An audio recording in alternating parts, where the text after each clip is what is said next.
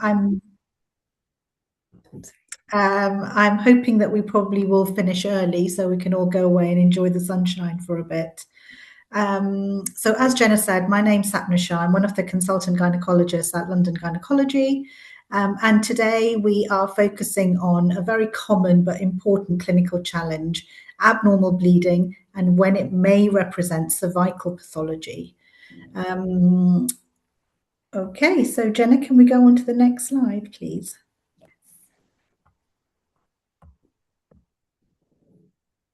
So I have no disclosures to declare. Next slide, please. Okay, so these are the objectives for the presentation today. So by the end of this session, I hope we will have achieved a few key objectives. The first one is I hope we will have a look at cervical causes of abnormal bleeding and be able to talk about why they are so important, particularly in everyday GP practice. Secondly, I hope to address some common misconceptions around HPV, smear results, and vaccination status, and how this can sometimes mislead both patients and clinicians and lead to delayed diagnoses. Thirdly, we'll go through the bleeding patterns that should always prompt further evaluation. And then we've got a interactive sort of visual recognition of common cervical findings that we'll go through. That might be quite useful for GPs, particularly who are less confident at looking at cervixes. And finally, we'll sort of bring all this together into a practical sort of decision-making tool, looking at common strategies, common communication strategies, and how to help support patients through this journey. Can we have the next slide, please, Jenna? Okay, so why are we focusing on the cervix? So the cervix is a key cause of abnormal vaginal bleeding, and it can be normalized by patients and occasionally underestimated in primary care. So patients often present with symptoms like postcoital bleeding or irregular bleeding, and they may dismiss it as hormonal or stress related. And equally, clinicians can sometimes feel reassured by the fact that they've had a normal smear history or that it's a young patient, and therefore perhaps not take the symptoms as seriously as they should be taken. One of the most important messages that I'll sort of keep harping on about throughout the whole presentation is that it's one of the really important messages is that screening doesn't reduce risk. Screening reduces risk. It does not eliminate it. So if symptoms persist, especially if bleeding patterns are out of character, the cervix must be considered regardless of previous normal smear history. Okay, next slide, please. Okay, so here are some of the sort of HPV myths that can cause clinicians to delay with diagnosis. So people often will say HPV is rare. HPV is not rare. It's extremely common. Most sexually active individuals will be exposed to HPV at some point in their lives. Secondly, you often hear HPV infection itself is usually asymptomatic and transient, so it causes no symptoms. It is persistent high-risk HPV that is relevant in cervical cancer development. And thirdly, the most normal smear, a normal smear does not mean that there is no possibility of pathology. It means that at that point in time, no abnormality was detected. And finally, this one we still hear very commonly in clinics, but I've been vaccinated, so why have I got high-risk HPV and why have I got an abnormality on my smear? So vaccination significantly reduces risk, but it does not remove the need for cervical screening. It's very much dependent on which vaccine the patient has had, whether they completed the course, and whether they were sexually active before they had the vaccine. So in general, HPV knowledge is very good, particularly in primary care. but sometimes its implications are overinterpreted, and this results in reassurance rather than referral. Okay, so just going, can we have the next slide, please, Jenna? Yes, has that changed for you? Yes. Cool. So we've talked about these a little bit, but I'll just talk about the misconceptions. So these misconceptions matter because they can directly affect patient safety. We often hear patients say, but my smear is normal, or I've had the HPV vaccine, so I must be okay. And understandably, this can also influence clinicians, sometimes leading to delayed examination or attributing bleeding to benign causes too quickly. The key principle here is simple but crucial. Symptoms always take priority over screening history. And if a patient has persistent abnormal bleeding, they should be examined regardless of previous smear or HPV status. Great. Next slide, please. Okay, so let's hope this works. So this is an interactive question. So I think if basically if you tap on the answer, it should give me a sort of count. The responses are totally anonymous, so please don't feel shy to put your thoughts down. It really doesn't matter because I can't see who said what. But it's just a little interactive thing where you can put down which symptom you think is most concerning. Heavy periods, post-coital bleeding, irregular cycles, or dysmenorrhea.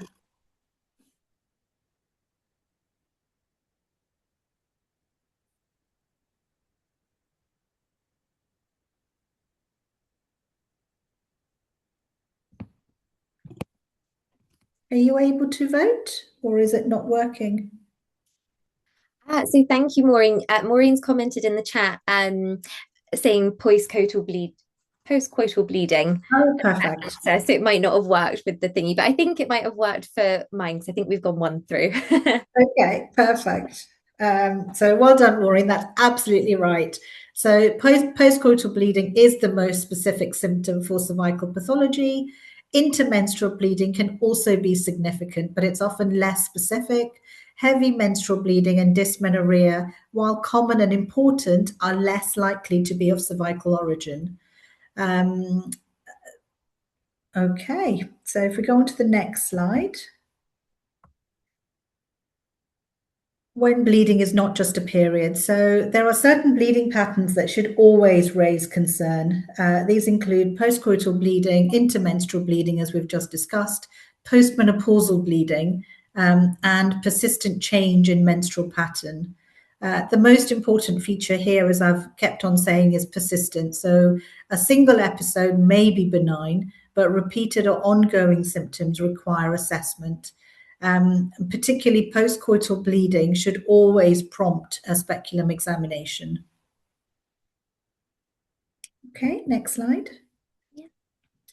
So the next slide, we just look at what a normal cervix looks like. And as you can see by the sort of pictures on the right, a normal cervix can look very different in different people. And this is where the sort of confusion arises. So a normal cervix normally has smooth, pale pink squamous epithelium. It has a regular os and it has no ulceration or irregularity.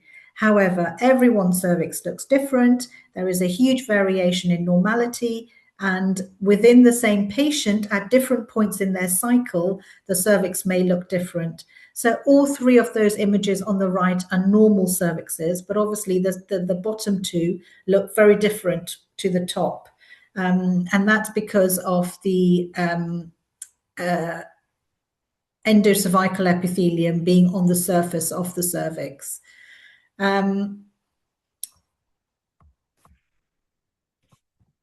Okay, we'll go on to the next slide and you'll just see other images. So this is an ectropion. And it can, again, sometimes look alarming because this area can sometimes look very red and inflamed. But as you can see, the red glandular epithelium on the ectocervix has a very clear demarcation. This is a very common appearance, particularly in young women, those on the combined oral contraceptive pill or during pregnancy. And this area, because it's so vulnerable and the cells are so soft, they can sometimes easily bleed on contact. And so this is a common cause for postcoital bleeding. So although it can look quite dramatic, it should be managed with reassurance unless symptoms are persisting or concerning. Okay, next slide. There we go. Okay, so this is not, I don't think this has been projected very well, and I don't think this is perhaps the greatest slide, but this is supposed to be a cervical polyp. So polyps are usually pedunculated, smooth lesions arising from the cervical canal. Patients often present with intermenstrual or contact bleeding. Most cervical polyps are benign, but they shouldn't be ignored, and they should always be removed and sent off for histology, whether that's done in the GP setting or sent into hospital and done in the secondary care setting. Next slide. This is another common finding that we see. This is a cervix that has got some infection. So there is mucopurulent discharge and a friable looking cervix that can often bleed easily on contact. This can be associated with sexually transmitted infections like chlamydia or gonorrhea, but equally this could be due to thrush or bacterial vaginosis. One of the key pitfalls is that infection can mimic more serious pathology because this area can look quite red and inflamed and angry. Obviously, if in doubt, always refer, but if you do see discharge there, take swabs, treat the infection, and then always safety net the patient and ask them to come back so you can review and make sure things have cleared up. And if they haven't, obviously refer on. Next slide, please. Lovely. And then this is what we are all trying to pick up and we're all trying to not miss. So if you see this irregular, friable, ulcerated lesion on the cervix, this may present with postcoital bleeding or intermenstrual bleeding or persistent discharge. This is obviously cervical cancer, and the patient should be referred on the 2-week wait pathway. So importantly to say that even if the patient has had a normal smear history and their last smear 2 years ago was HPV negative, don't be reassured by that and refer on. Okay, so this slide is trying to show that your diagnosis shouldn't, the symptoms the patient presents with doesn't always go to get together with a possible diagnosis. So a patient may present with postcoital bleeding, and that could be due to an ectropion or cancer. Intermenstrual bleeding might be due to a polyp or infection, and persistent bleeding may be caused by any of the above. So the same symptom may have different pathologies. So it's not as easy as one symptom equals one pathology. So symptoms alone are not diagnostic, and often you need to examine patients and look at the clinical context. Next slide, please. Okay, so this is quite basic, but decision making, how do we decide on what the pathology is? Well, the first thing is to look at the pattern and the duration of symptoms, examine the patient, just look at their risk factors. Are they smokers? Do they have immunosuppression? Have they got an abnormal HPV or smear history? As you know, smoking can reduce your ability to clear HPV, so heavy smokers is a significant risk factor. And remember, a normal smear is reassuring, but is not absolute and doesn't exclude cancer. Visual inspection alone is not sufficient if symptoms persist. So screening supports decision-making, but should not override symptoms. And persistence of symptoms should not be ignored. Next slide, please. How we communicate with patients is very important in making the decision, in sort of as helping with clinical decision making. We should avoid phrases like "it's just hormonal" or overly reassure patient because they've had a normal smear history. It's really important to make sure patient to sort of use the appropriate language, like "this is most likely to be benign." But we should make sure that there is nothing concerning, or if this continues, I would like to see you again, so that we're safety netting the patient and allowing them the confidence to come back. Next slide. Okay, so I don't know if this will work. I hope it will. And again, I hope it should work by you just clicking on the right answer on your screen. So take a moment to look at this image. And then I want you to tell me whether it is normal, suspicious, needs an urgent referral, or if you're unsure. Let's see if it works. Yeah, and I think if anyone has any trouble, maybe just like Maureen did last time, and pop it in the chat and we'll be able to see it there.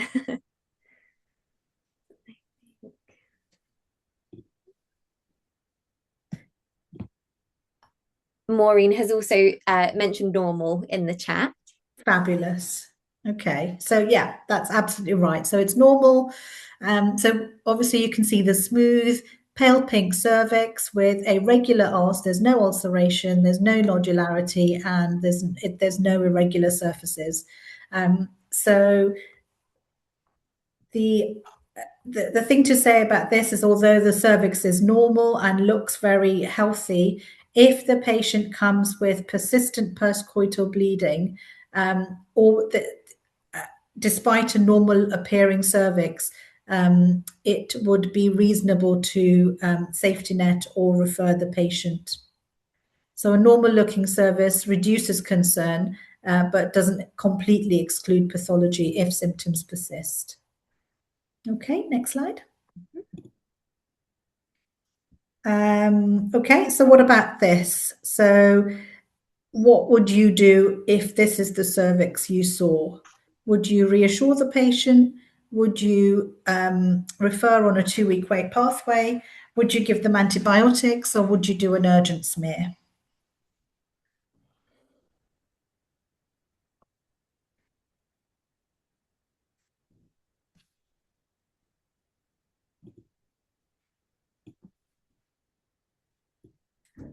Okay, we have had 2 votes for reassure on this one.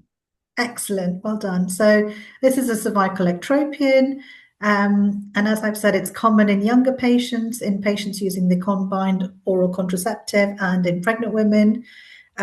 So there are no suspicious features here. So yes, we would reassure. Perfect. Next slide.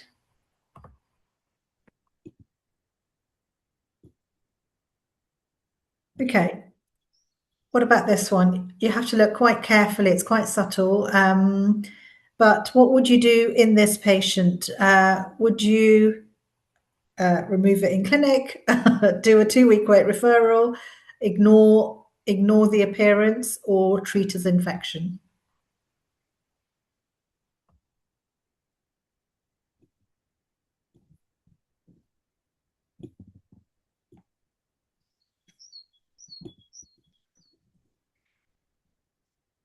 We have 1 remove in clinic that's come through.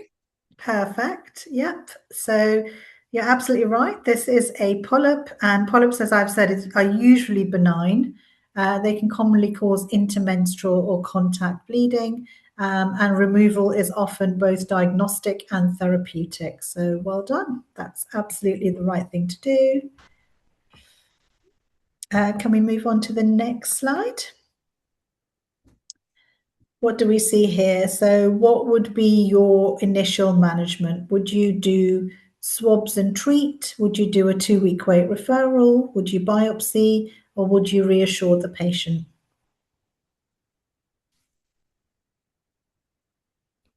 Okay, two very quick ones for swab and treat came Yeah. through. All done. So, yeah. So what we can see is a cervix with discharge, and the cervix looks a little bit inflamed and friable, but there's a clear infection. So, yes, you would take some swabs and treat the patient, and you could ask the patient to come back if their symptoms persisted to review to make sure that the antibiotics or whatever treatment has helped. Okay, next slide. So what's the correct action here? A routine referral, a 2-week wait referral, repeating their smear, or treating it as infection?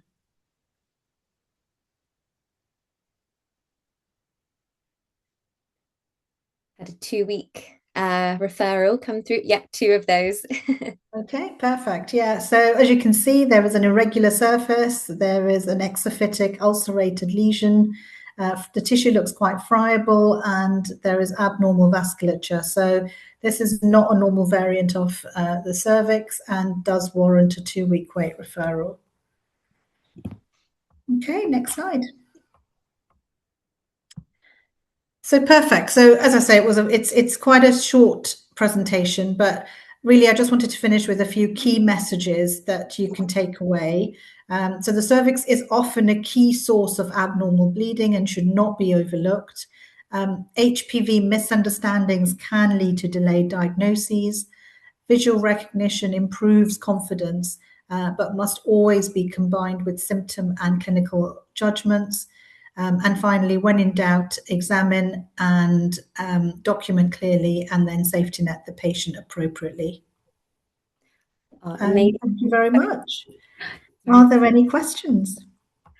Oh, thank you so much for that, Sapna. We do actually have quite a few questions that were sent in by some of our attendees that couldn't make it.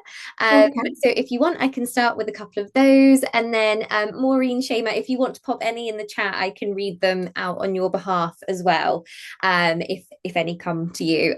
So one that had come in was, from your experience, Sapna, what are the most common assumptions that lead to delayed referrals in in cervical presentations? So I know you said about maybe the misunderstandings can delay. Yeah. What would you say? I think that is probably the most common. So it's often women and I think that they're mainly the patients who don't present to the GPs because they think, oh, it's just a little bit of bleeding that happened after sex. Maybe it was positional, maybe it was the time of the month, maybe I was just about to start my period. They often make excuses for it. And I've had a smear a year ago and that was completely normal. So this can't be anything to worry about. And often it's when it happens 2 to 3 times, then they present. So they've already presented late. So it's often patient misconceptions. And then in terms of patients coming to clinics, often patients who have, I think a lot of young women who have had the HPV vaccine, there seems to be a real myth about these women can't get HPV and therefore can't get cervical cancer. And so often think that they don't need to have cervical smears. So I think there needs to be a lot of education around just letting young women know that they still need smears and they're only covered by the vaccine with a very few high-risk HPVs and therefore are still very possible. It's still possible to get HPV infections and cervical disease and cancer.